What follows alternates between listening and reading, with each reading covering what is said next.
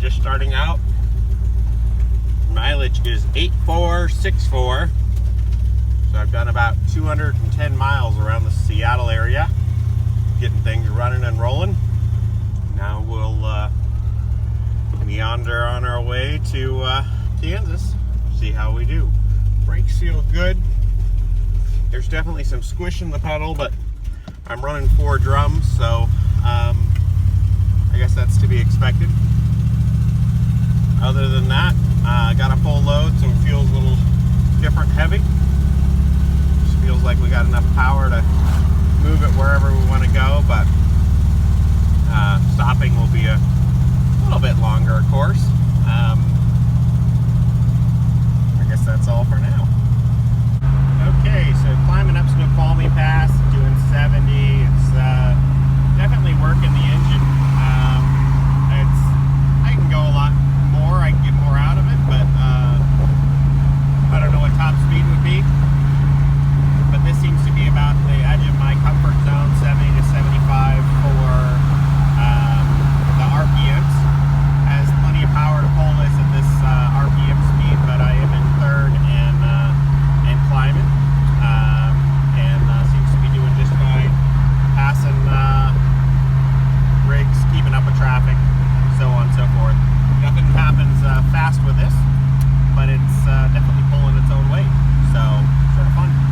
What's most impressive to me is climbing hills. I mean, this thing has got enough power to hold the highway, the gearing is such that it's almost maxed out for top end, but it climbs really well, even up to 80, 85. Pretty impressed. Even up to traffic is not a problem. Well, I'm in Baker City, Oregon. Historic place for me and breakdowns.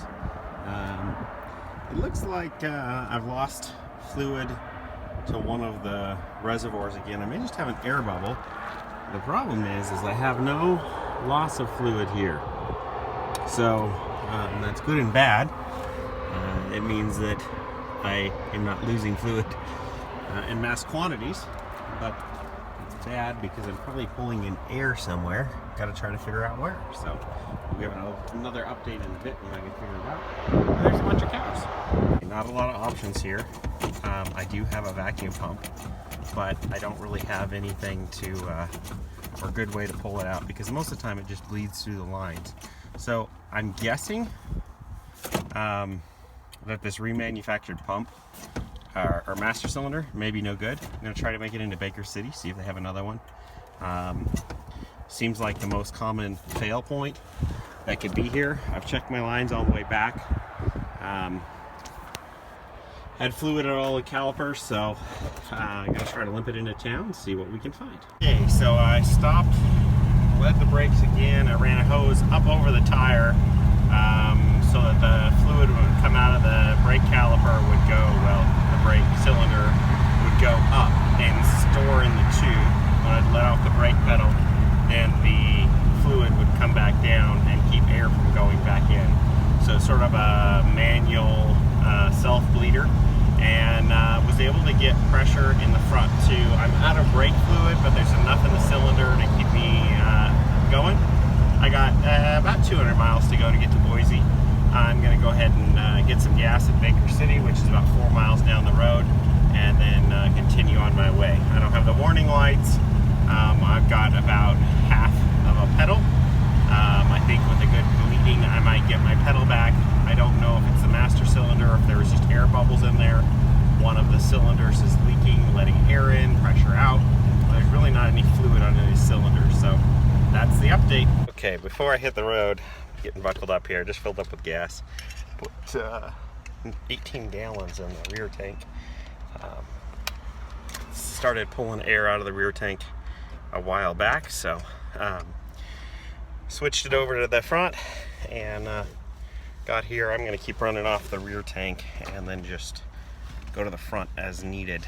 I don't know which pocket I put my keys in.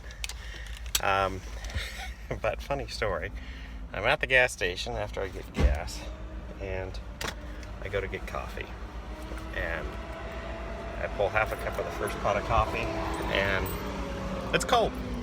I'm like, my hand is not feeling any warm, so it's cold.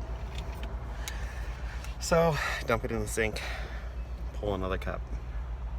It's cold. Look at the other two, they don't look any better. Go to the powdered hot cocoa machine and go, okay, that's something hot. Not that I'm cold, just sounded good. Start filling the cup with hot chocolate. Don't look at it.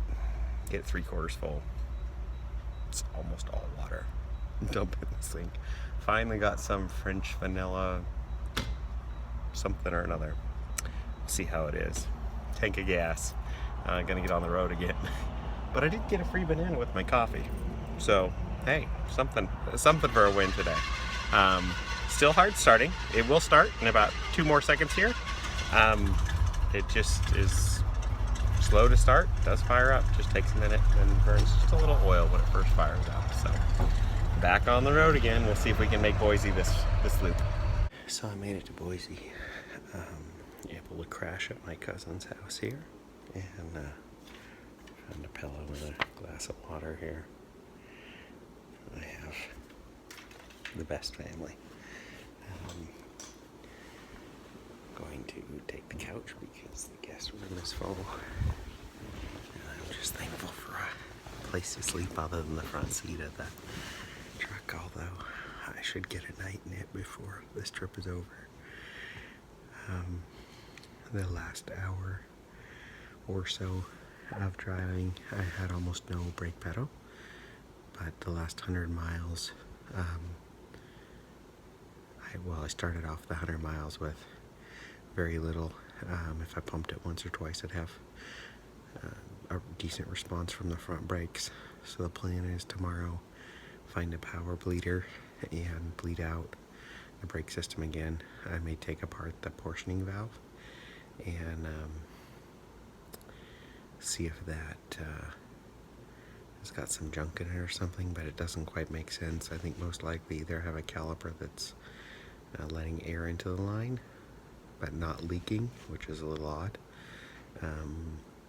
or I just didn't get all the air out of it when bleeding it, but that seems fairly unlikely due to the fact that I had someone bleeding it with me, and I've done enough of those to know how it works.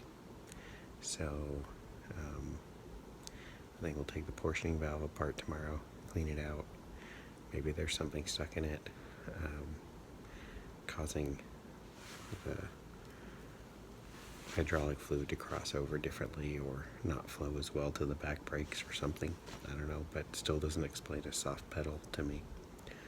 But I took several clips today that were just too noisy in the truck, so by the time you're seeing this clip, it'll probably be voiced over to those. Came through Pendleton, Oregon. The truck climbs like a beast going over hills. It's got 3.54 gears in it, and it seems to be matched up very well with a 3-speed transmission for climbing at about 70, 75. Not so great anything over that, just too many RPMs for that engine, so most of my cruising's somewhere there between 70, 75, and has plenty of power to go on up faster than that. But the other thing is cornering that with the shocks and struts. Well, it's all shocks in that thing, but shocks and springs and the bushings all being 50 years old. Yeah, I prefer to go a little slower on the corners, and anything over 80 is too fast for me in it. So anyways, just some closing thoughts from the day. Hope you enjoy.